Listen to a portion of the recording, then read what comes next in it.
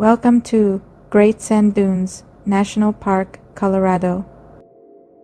How can something that is constantly shifting stand up to 750 feet tall? This southwestern park features the largest sand dunes in North America, and the key to their extraordinary height seems to lie in the combination of strong, opposing winds and the presence of rivers and creeks, which capture drifting sands and redeposit them back on the dunes.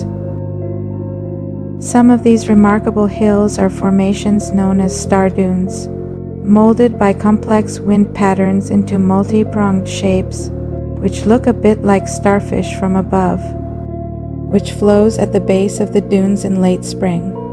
Popular activities include sandboarding, sand sledding. The entrance is $25 per vehicle, valid for 7 days. The sandboards or sleds rentals are roughly $20 to $25 per day. This national park is widely considered worth visiting for its unique and beautiful scenery.